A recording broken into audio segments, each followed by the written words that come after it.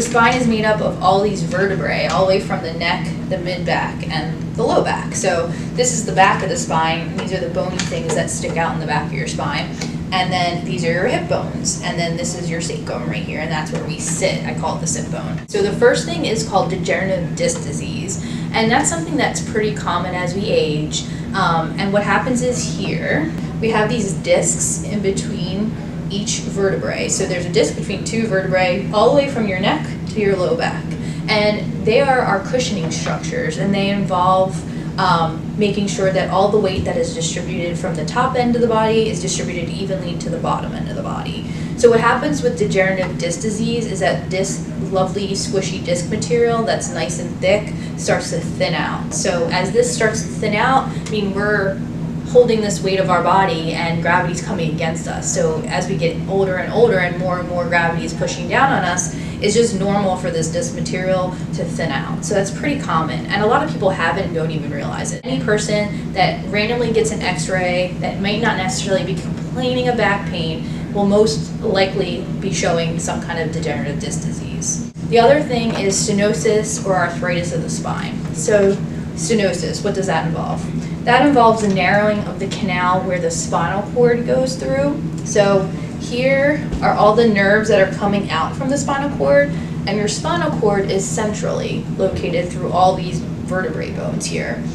And what happens is that that canal pretty much begins to constrict and become smaller, so there's not a lot of space around that spinal cord there. So as that constricts and becomes smaller, what may happen then is that that spinal cord and whatever nerves that kind of come out the side of the spinal cord here will get pinching onto that nerve or to the spinal cord. And for every level from the spinal cord where these nerves come out, they supply different things to your legs. So anything in the lumbar spine here, all these nerves supply sensation. So your pain, numbness, tingling, and then there's the other component, which is your strength. So whenever these nerves become pinched and there's not a lot of room for them to breathe, so to say, that signal that goes to whatever part of your leg that it supplies will become affected.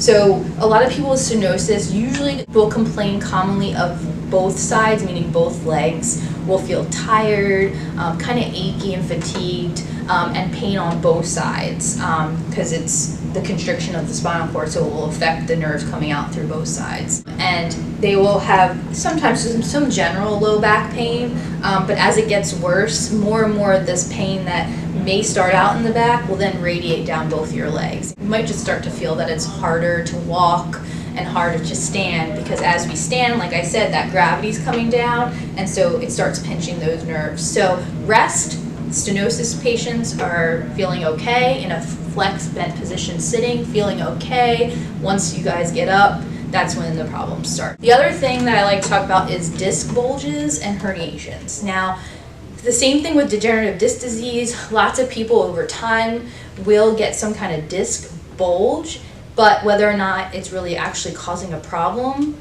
may not be the case. But if you are feeling pain on one side of the back and or pain into your one leg, that may indicate some kind of disc bulge or a herniation. So what's the difference between a disc bulge and a herniation? So if we look at this guy here, this is actually showing a herniation. A disc bulge means that some of this material, mostly the outer portion of the disc material, is pushing out onto one of the nerves depending on what level is involved.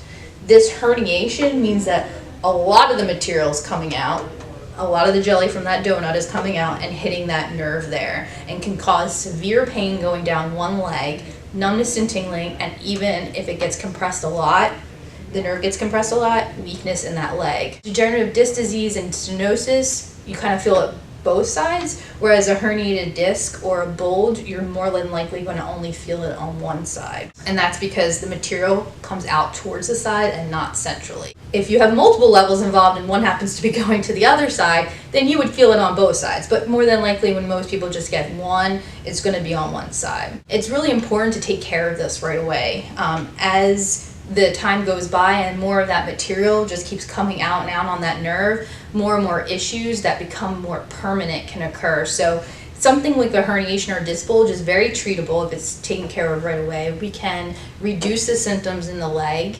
reduce issues with numbness and tingling. However, if that compression has been more chronic over several months, it may or may not ever get better again. And that's when things like surgery come into play.